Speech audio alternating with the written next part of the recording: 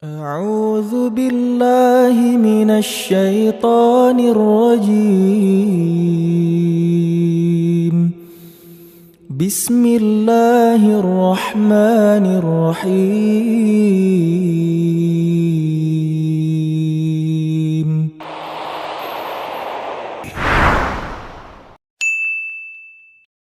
الرحمن علم القرآن خلق الإنسان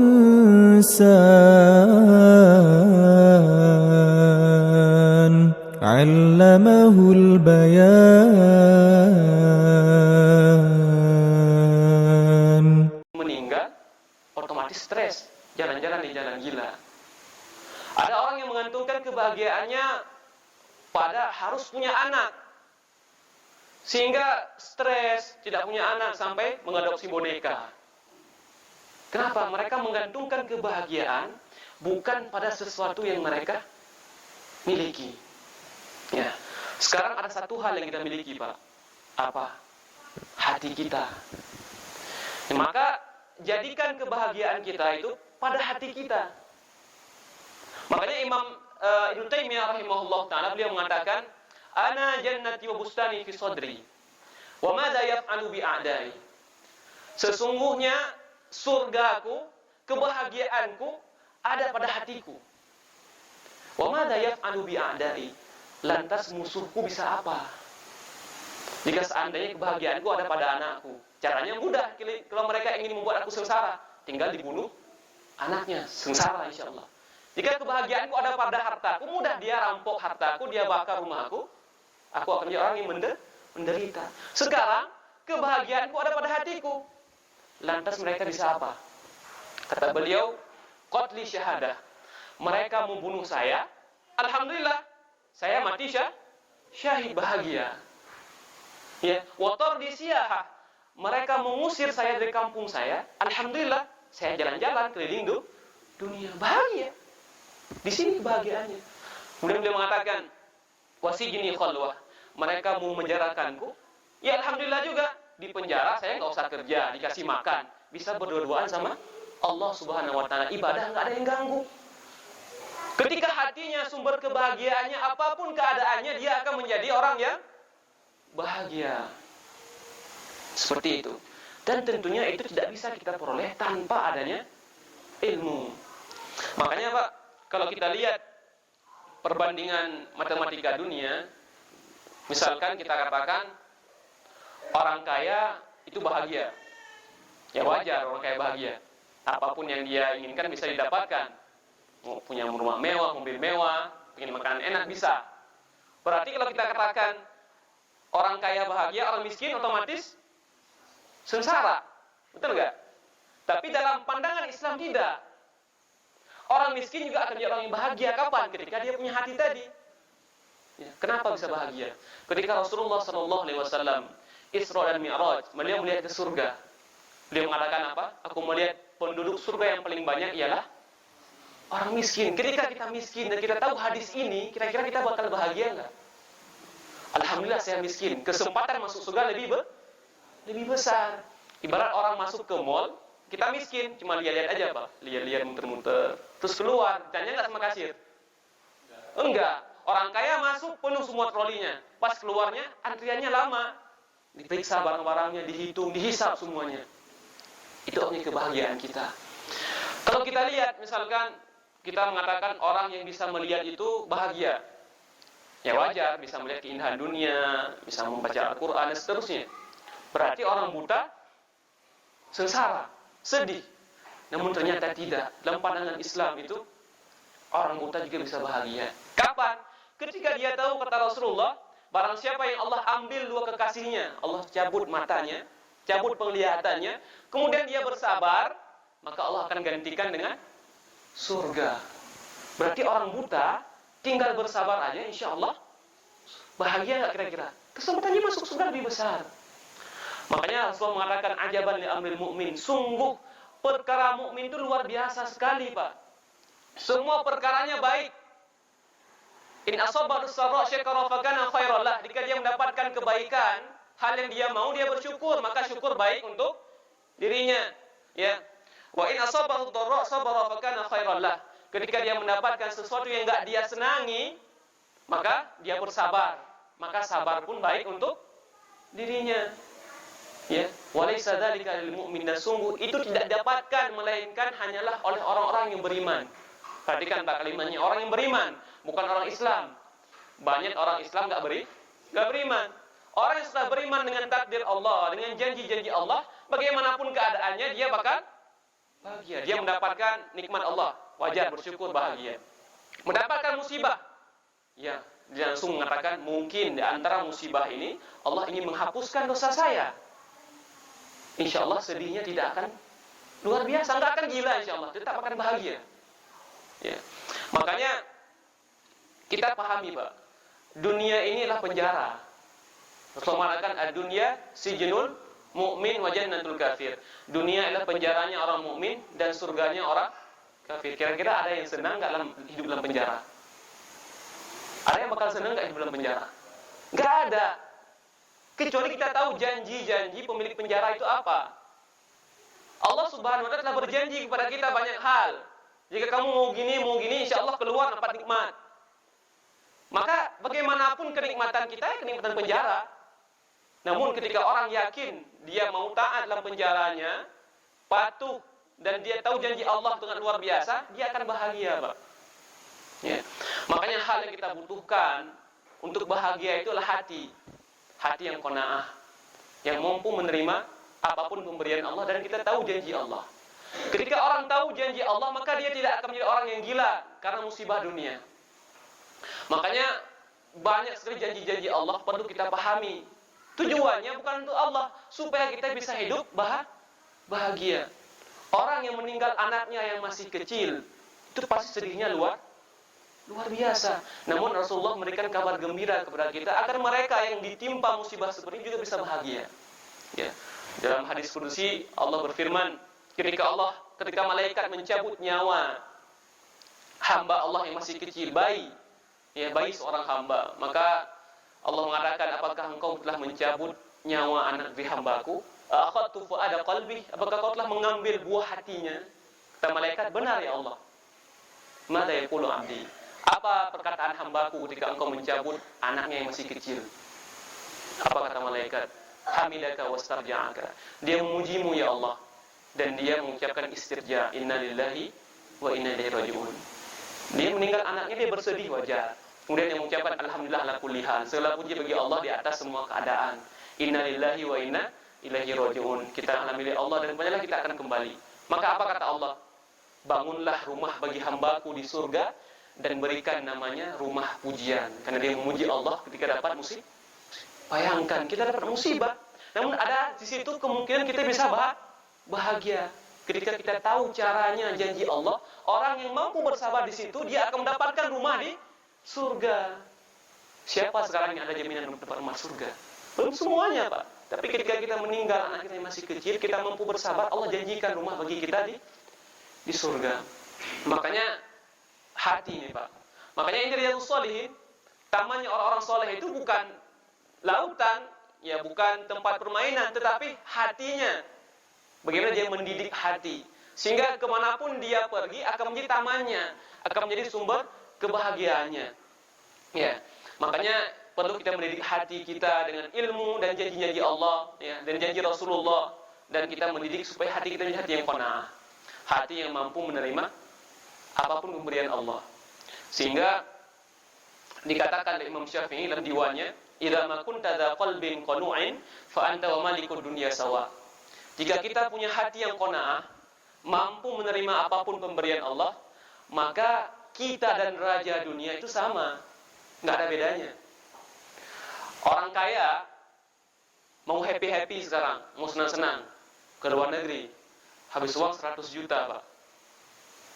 Dapatnya apa? Senang, mungkin dapat senang, oke. Kita yang punya hati qanaah, mungkin jalan-jalan ke Curug aja udah senang lihat pasar itu. Intinya kan sama-sama bahagia. Cuma bahagia mereka 100 juta, bahagia kita 5.000, Pak. Itu bedanya.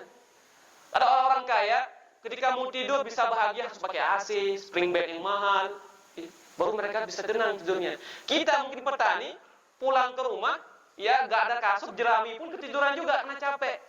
Intinya kan sama-sama ketiduran, Pak. Apa yang membuat kita merasa bersedih jika seandainya kita punya hati yang seperti itu?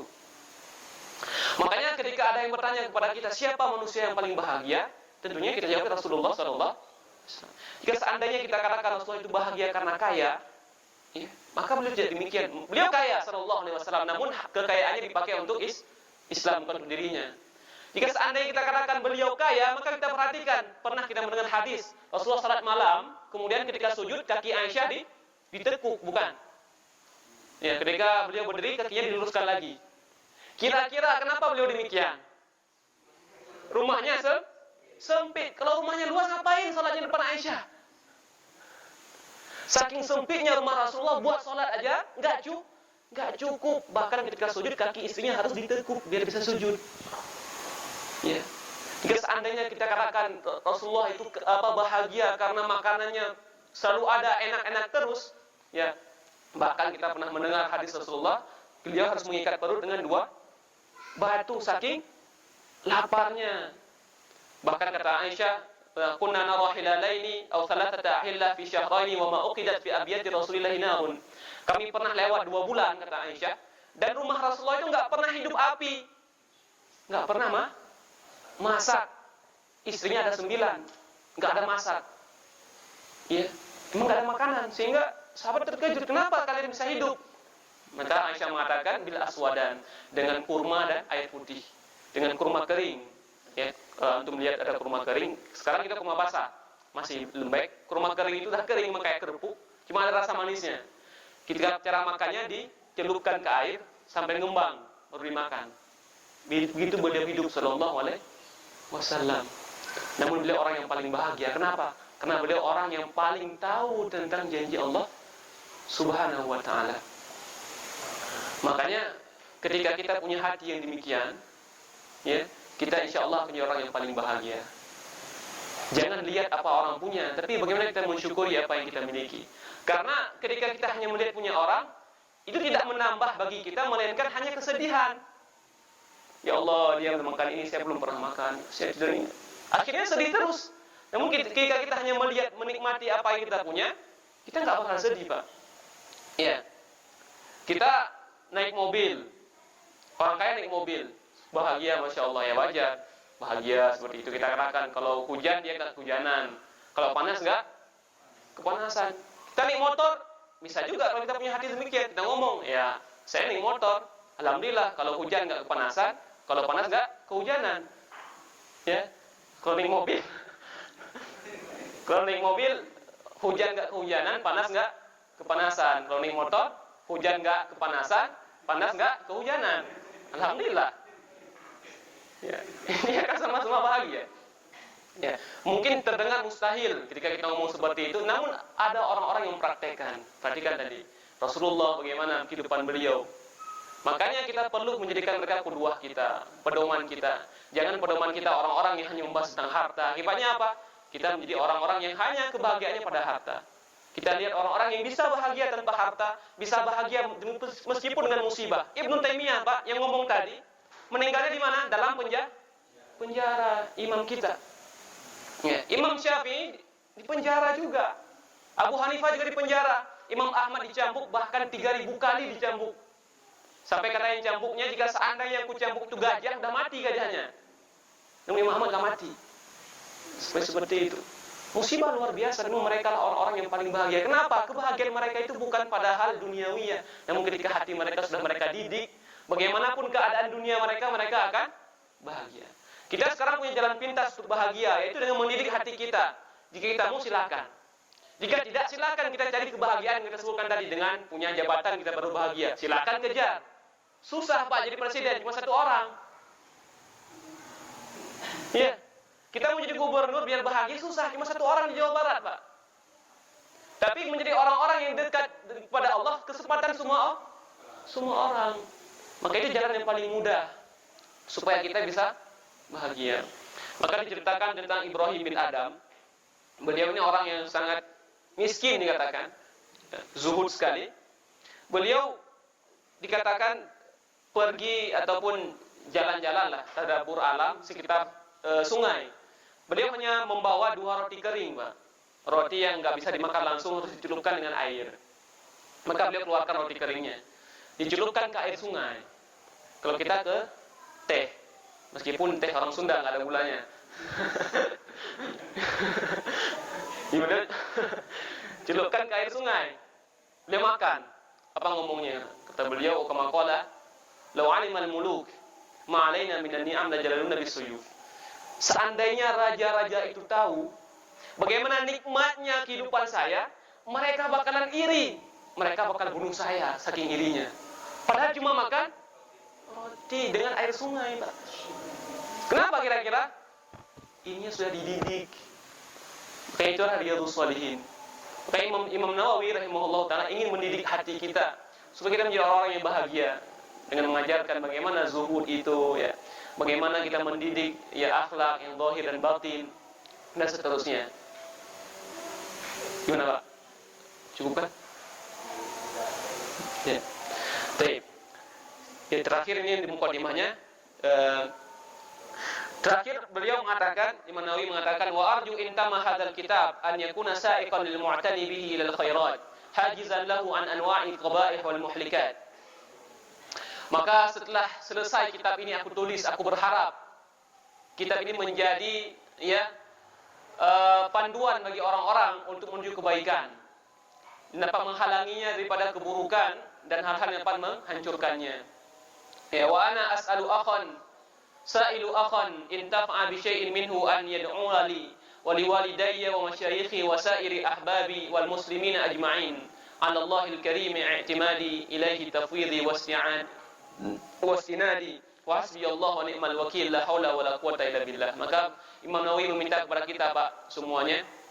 Beliau mengatakan, dan aku memohon kepada saudara-saudaraku yang mengambil manfaat daripada kitab ini agar mereka mau mendoakan diriku, ya, dan ustaz-ustazku dan seluruh ya orang-orang yang aku cintai dan kaum muslimin dan muslimat semuanya, ya.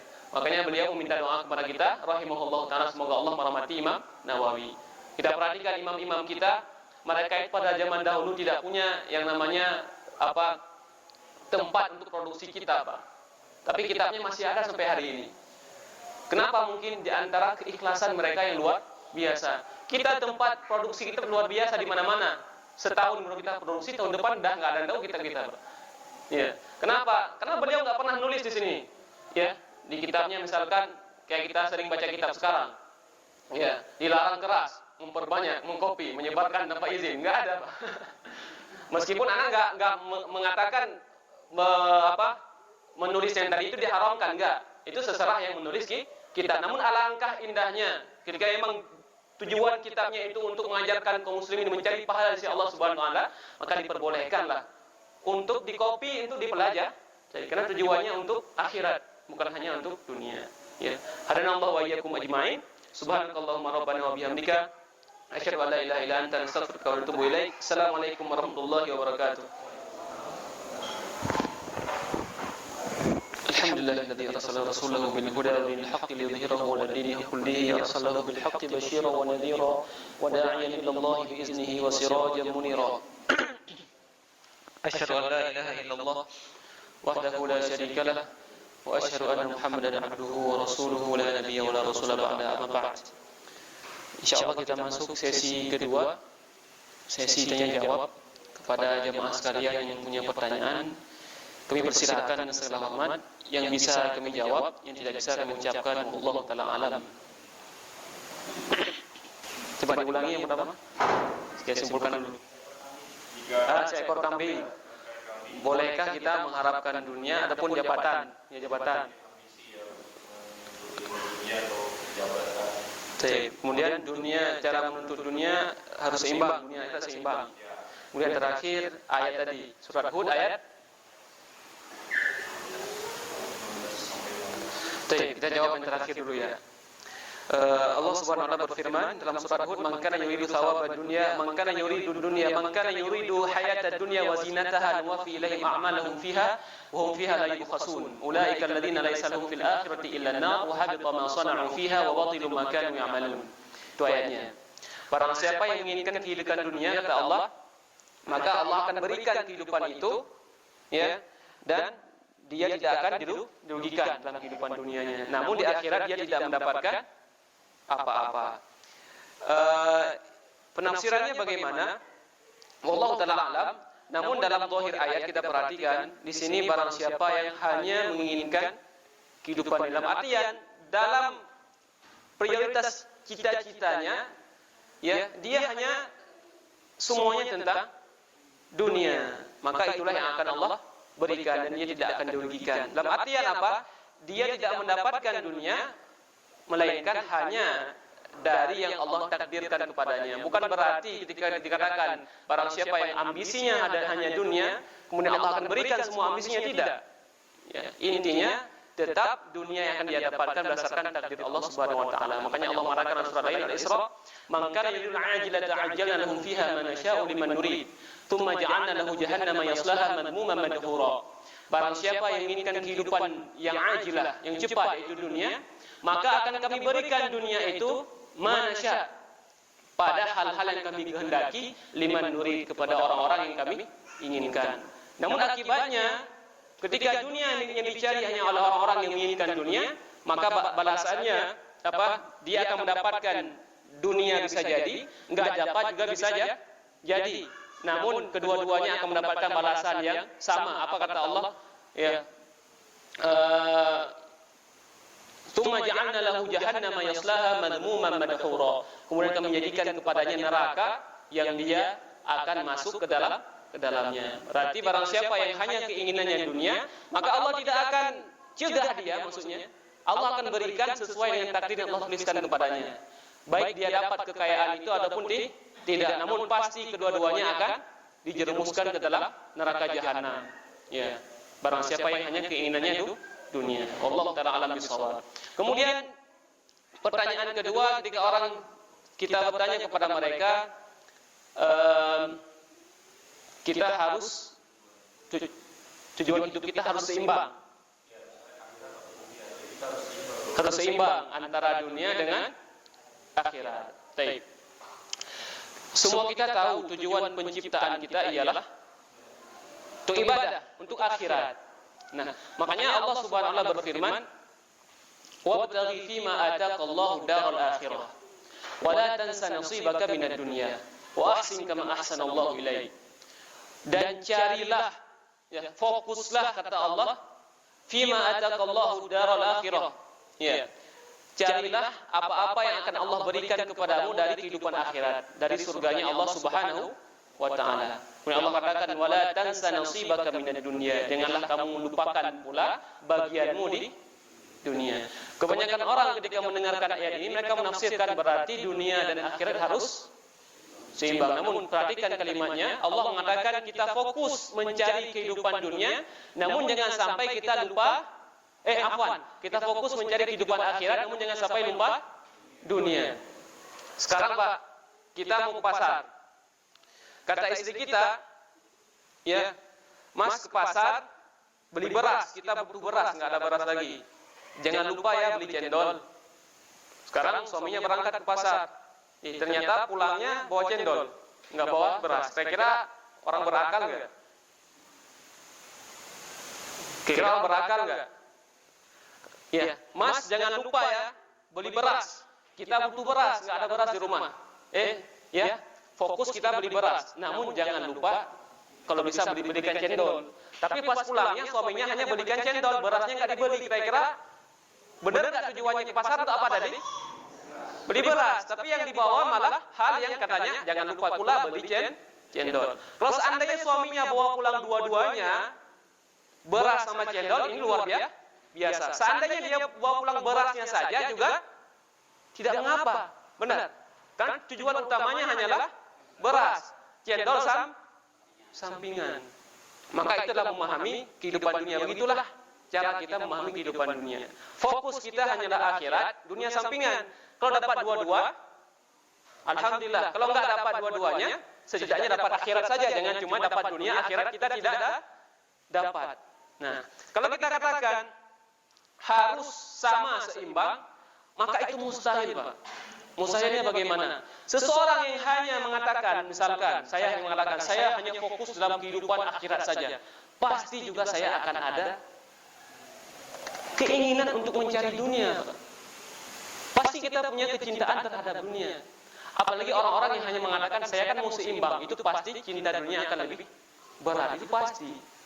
Makanya hati kita ini pasti akan terfitnah dengan dunia. Maka jangan kita pandang seimbang. Hati kita tetap kita terus kita tembak, harus fokus ke akhirat. Karena pasti dunia juga bakal kita cari. Sekarang kita ngomong, nggak usah kerjalah. Nanti Allah bakal berikan rezeki, pasti nggak usah kerja. Ya. Orang yang dengar perkataan ini, meskipun dia yakin Allah juga bakal beri rezeki, pasti dia juga bakal kerja. Nggak mungkin nggak bakal kerja meskipun dia yakin Allah bakal beri rezeki. Kamu tidur aja di rumah, nggak usah kerja, Allah bakal beri rezeki. Nggak percaya, dia pasti bakal kerja juga. Itu untuk kehidupan dunia. Makanya kita harus tempa hati kita untuk fokus kepada akhirat, ya, sembari kita membawa dunia sebagai sampingan. Ya, orang yang membawa akhiratnya saja, tidak membawa dunia masih beruntung. Namun orang-orang yang hanya membawa dunia tanpa membawa akhirat, maka dia orang yang buntu. Ya. Maka seperti itu, Pak. Maka kita harus salah mengatakan kalau seandainya kita dikatakan harus seimbang antara dunia dan akhirat, itu masih salah. Namun tetap kita harus fokus kepada akhirat, dunia sebagai sampingan. Allah taala alam. Kemudian dikatakan tadi, jika seandainya dunia seperti sayap nyamuk atau bangkai seekor anak kambing yang cacat, maka bolehkah kita punya ambisi untuk memiliki dunia ataupun kekuasaan, menuntut ilmu dunia?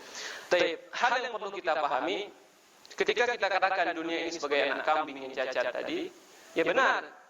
Intinya jangan sampai tujuan kita itu dunia, Pak. Karena cara beramal itu banyak. Enggak semua orang jadi ustadz. Sahabat Nabi itu enggak semuanya Abu Bakar, enggak semuanya Utsman bin Affan, enggak semuanya Khalid bin Walid. Kita mendengar sahabat Nabi Abu Hurairah radhiyallahu taala anhu. Apa keutamaan beliau? Hadis yang cukup banyak beliau hafal. Iya. Pernah enggak kita dengar hadis dari Khalid bin Walid? An Khalid bin Walid radhiyallahu taala anhu qala Nabi SAW. Pernah enggak? Mungkin ada, tapi anak belum pernah mendengar ya. Beliau fokusnya apa? Perang, jihad jalan Allah Subhanahu wa taala. Ya, kemudian ada sahabat Nabi Utsman bin Affan yang juga jarang kita mendengar hadis darinya. Fokusnya beliau apa? Harta, dermawan. Bagaimana beliau menginfakkan ribuan ekor kuda ketika perang Tabuk, sehingga Rasulullah mengatakan, "Au kama qala la yadur Utsman ba'da hadza." Utsman tidak akan mendapatkan musibah apa-apa setelah ini. Artinya apa? Beliau pasti akan masuk surga. Ibaratnya beliau membeli surga dengan harta beliau, meskipun bukan demikian. Saking beliau amalannya itu dari harta. Jadi sahabat Nabi ada fokus kepada ilmu, fokus perang, ada fokus harta. Semuanya menjadi kebaikan. Kapan? Ketika tujuannya untuk Islam. Maka kita bisa menjadi orang yang paling soleh dengan kelebihan yang kita punya, Pak. Namun dengan syarat tadi, itu tujuannya semuanya untuk Islam. Dan tidak mungkin kita bisa tujuannya untuk Islam kalau kita nggak pelajari Islam. Silakan mempelajari dunia tadi, ilmu dunia, punya ambisi, punya kekuatan, boleh. Namun jangan lupakan juga ilmu akhirat kita. Karena tujuan kita, apapun tujuan kita untuk akhirat.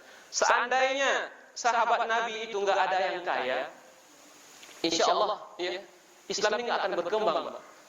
Kita perhatikan Rasulullah SAW, beliau berdakwah secara sembunyi-sembunyi ya, di rumahnya Arqam bin Abil Arqam. Kapan mulai beliau berdakwah terang-terangan? Ketika ada Umar bin Khattab. Bagaimana pengaruh orang yang punya kekuasaan, ditakuti, punya jabatan, pengaruhnya luar biasa jika digunakan untuk Islam. Sekarang ada pejabat kita misalkan kenal dakwah sunnah, kira-kira pengaruhnya luar biasa nggak, Pak? Pengaruhnya luar biasa dibandingkan 100 orang yang mungkin orang miskin, orang biasa. Ya, kenapa punya kekuatan? Intinya apa? Apapun ya profesi kita di sini, Bukan semua kita harus jadi ustaz. Petani silakan jadi petani. Pedagang harus jadi pedagang. Orang yang fokus misalkan tentang mencari ilmu tentang membuat teknologi silakan. Namun ingat, tujuan kita semuanya ialah untuk Islam dan untuk akhirat. Maka itu akan menjadi kebaikan untuk kita. Ya. Itu intinya. Ya, itu intinya. Sehingga dikatakan tentang masalah amalan akhirat ini bukan kita perhatikan posisi kaki, Pak. Tapi perhatikan posisi hati. Ada orang-orang yang mungkin kesehariannya terlihat sebagai orang-orang yang memperjuangkan agama. Namun ternyata ketika hatinya hanya ingin untuk mendapatkan pujian, disematkan gelar ustaz kepadanya, apakah itu menjadi amalan soleh baginya? Tidak. Ya. Bahkan Rasulullah mengatakan di antara orang yang pertama kali masuk neraka itu bukan orang Yahudi maupun orang Nasrani, Pak. 3 orang kata Rasulullah. Salah satunya siapa? Alim, orang yang berilmu. Ya, orang yang menghafal Al-Qur'an. Jadi kalau Allah tanyakan, aku berikan nikmat kepadamu ini dan ini, benarkah? Benar. Untuk apa nikmatku? Dia mengatakan, aku membaca Al-Qur'an, mengajarkan ilmu di jalanmu ya Allah. Apa kata Allah? Kadzabta, engkau berdusta. Engkau mengajarkan ilmu supaya disebut alim. Faqad qila, dan sungguh engkau telah mendapatkan julukan itu. Sedangkan sekarang masuk ke neraka. Maka perhatikan posisi hati. Banyak orang-orang yang mungkin bajunya, kakinya kelihatan pada dunia, ya, fokus ke kekayaannya, namun ternyata kita tidak tahu amalan di belakangnya, berapa banyak rumah anak yatim dia bangun, mahat-mahat dia bangun. Ketika dia ikhlas, insya Allah amalannya jauh lebih luar biasa ketimbang yang ustaz tadi tetapi enggak ikhlas. Maka apapun fokus kita, profesi kita, amalan kita di sini, niatkan untuk kebaikan akhirat dan agama kita. Maka itu akan menjadi amalan soleh untuk kita. Dan tentunya kita tidak akan bisa meniatkan yang demikian jika kita tidak paham agama. Artinya apa? Kita belajar juga belajar agama. Sehingga ketika kita sudah sukses bagian ini, tujuan kita adalah untuk agama. Karena banyak orang-orang yang tujuannya tadi mengatakan, nantilah saya belajar agama ketika saya sudah fokus itu dulu. Ketika dia sukses, malah dia melupakan agamanya. Karena dia tidak fokus pada agamanya juga ketika dia belajar tentang hal lain tadi. Maka kalau bisa seperti itu ya. Wallahu ta'ala alam bisawab. Ada lain?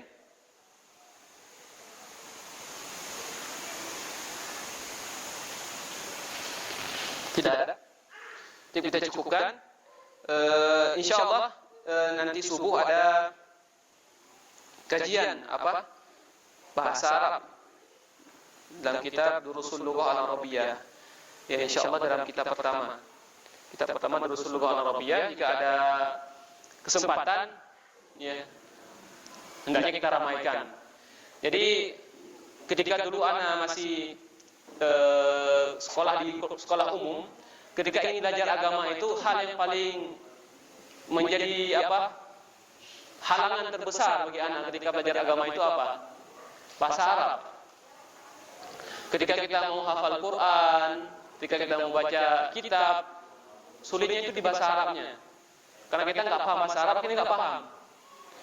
Sehingga ilmu agama itu sebenarnya mudah, namun dihalangi oleh satu pintu besi terbesar, itu pintu bahasa Arab. Ketika kita sudah lewat pintu besi itu, insya Allah semuanya akan jauh lebih mudah. Karena semua sumber ilmu, sumber dasar-dasar Islam itu adalah bahasa Arab. Al-Quran bahasa Arab, hadis bahasa Arab, kitab-kitab para ulama juga kebanyakan bahasa Arab. Maka dengan kita paham bahasa Arab, insya Allah pemahaman agama kita juga lebih mudah. Dan ketika kita menghafal Al-Quran juga jauh lebih mudah ketika kita memahami maknanya. Maka insya Allah besok kita ada kajian. Siapa yang punya kesempatan hendaknya dapat berhadir dalam kitab Durusul Lughah jilid awal, insyaallah. Kita cukupkan yang benar datangnya dari Allah dan Rasulnya, yang salah datangnya dari syaitan dan kekurangan ilmu ana. Kepada Allah kami beristighfar dan kepada jamaah sekalian kami mohon ribuan permintaan maaf. Kita tutup. Subhanakallahumma rabbana wa bihamdika, asyhadu an la ilaha illa anta, astaghfiruka wa atubu ilaik. Assalamualaikum warahmatullahi wabarakatuh.